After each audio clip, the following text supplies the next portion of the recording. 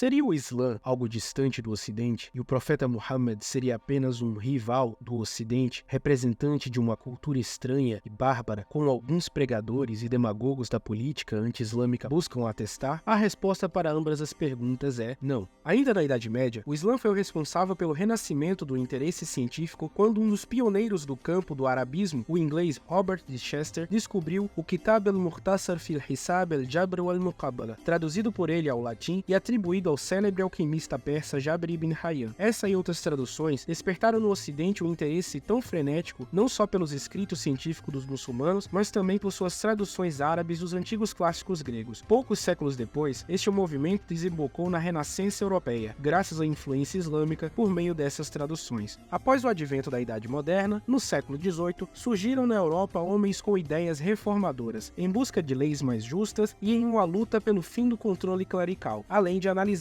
racionalmente diversos aspectos da sociedade. Surgia o Iluminismo. Junto deste movimento, surge o Orientalismo, que buscava no Oriente, especialmente no próspero Império Otomano e sua tolerância e ordem, a inspiração para o aprimoramento de sua sociedade, vista como atrasada frente a certos aspectos dos turcos muçulmanos. Alguns pensadores iluministas, assim, viam na figura fundadora daquela civilização, o profeta Muhammad, uma grande inspiração, um homem cujo exemplo estava além da mensagem profética, mas que também era um norte enquanto gênio militar, governante, legislador e doador de valores éticos e morais refinados. O filósofo francês Voltaire foi um dos primeiros a comentar francamente sobre Muhammad, dizendo, um fanático de boa fé. Embora tenha feito uma peça teatral blasfema e crítica ao Islã, chamada Maomé, ou o fanatismo, esta última utilizou o profeta para atacar os clérigos e religiosos como um todo, enquanto crítico da Igreja Católica e da monarquia, afirmou que o Império Otomano formava uma sociedade mais tolerante, com leis progressistas sobre a liberdade religiosa e cosmopolitismo. Edward Gibbon, importante político, filósofo e historiador iluminista inglês, disse: Muhammad foi um grande homem, líder carismático, reformador e legislador da nação árabe. Ele ainda coloca o triunfo do Islã sobre os bizantinos como resultado da base moral e religiosa sólida do califado islâmico, enquanto o Império e a Igreja Bizantina eram corruptos e degradados, onde até padres e monges eram vistos caídos bêbados pelas ruas e em bordéis. Desta forma, o Alcorão também foi inspirador aos iluministas europeus, que lutavam contra uma Europa dominada por um clero corrupto e tirânico, como em Bizâncio na visão de Gibbon, e contra certas superstições da religiosidade, como era a Arábia pagã na época do profeta. Além dos iluministas europeus, o conhecido pai fundador dos Estados Unidos da América, Thomas Jefferson, terceiro presidente do país, adquiriu uma tradução inglesa do Alcorão, publicada e traduzida por George Sale, em 1734, sobre o qual disse, após lê-lo: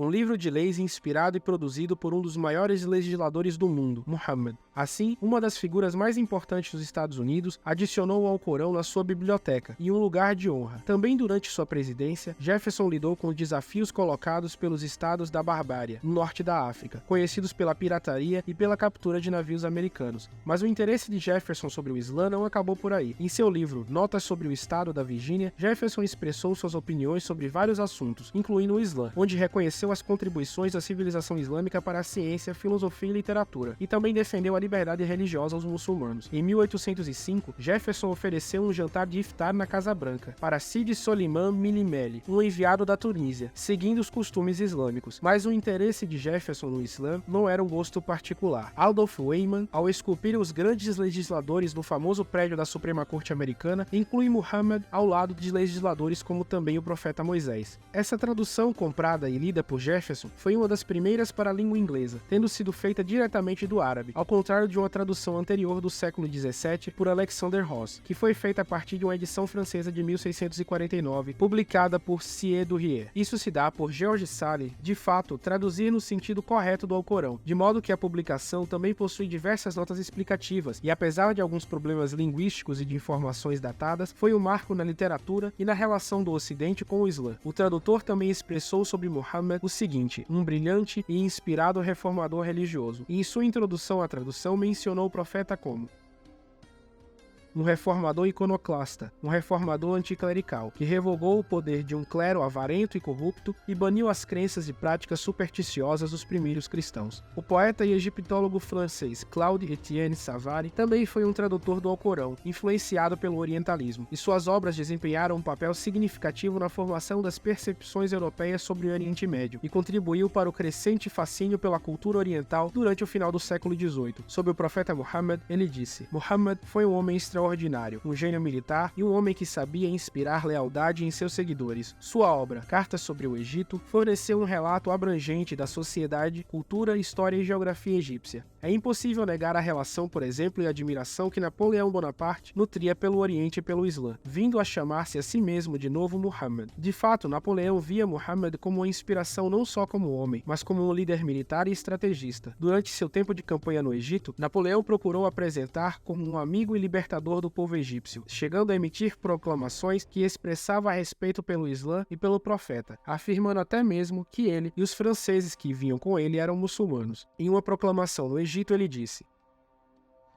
Em nome de Alá, o Clemente e o Misericordioso. Não há divindade além de Alá, que não possui filhos, nem tem um associado em seu domínio. Ó Cádiz, sheiks e imãs, digam à sua nação que os franceses também são muçulmanos fiéis e, em confirmação disso, invadiram Roma e destruíram a Sé Pontifícia, que sempre exortava os cristãos à guerra com o Islã. E então eles foram para a ilha de Malta, de onde eles expulsaram os cavaleiros, que afirmavam que Deus, o Exaltado, exigia que lutassem contra os muçulmanos. Além disso, os franceses sempre se declararam os mais sinceros amigos do sultão otomano e inimigos de seus inimigos, que Deus perpetue seu império. Na cidade do Cairo, ele celebrou o Maulid, o aniversário do profeta Muhammad, com as autoridades locais, e quando exilado na ilha de Elba, escreveu sobre o profeta: um grande homem que mudou o curso da história, conquistador e legislador, persuasivo e carismático. No século seguinte, o escritor francês Victor Hugo, obcecado por Napoleão, chamou o profeta do Islã de Napoleão do Oriente. Já o também poeta e filósofo alemão Johann Wolfgang von Goethe, ao ler o Alcorão em uma tradução alemã, disse que Muhammad era um poeta inspirado e um profeta arquetípico. Também um grande admirador de Napoleão Bonaparte, Goethe elogiou o imperador francês como o Muhammad do mundo. Aos grandes pensadores ocidentais, Muhammad não era apenas uma figura da religião islâmica, mas um arquétipo do governante poderoso, justo e elogiável, de modo que comparar alguém a ele se tornou um grande e refinado elogio. Tamanha admiração dos iluministas e românticos pelo profeta do Islã. Tudo isso nos aponta a um fato inegável. Muhammad e a cultura islâmica não são excentricidades orientais, mas também são fonte de inspiração humana para todos os povos e também a seus grandes intelectuais e líderes. Pois, conforme já sabemos, a cultura islâmica teve uma influência significativa no Ocidente ao longo da história, particularmente nos campos da ciência, filosofia, arte, arquitetura e linguagem. Esta influência não seria possível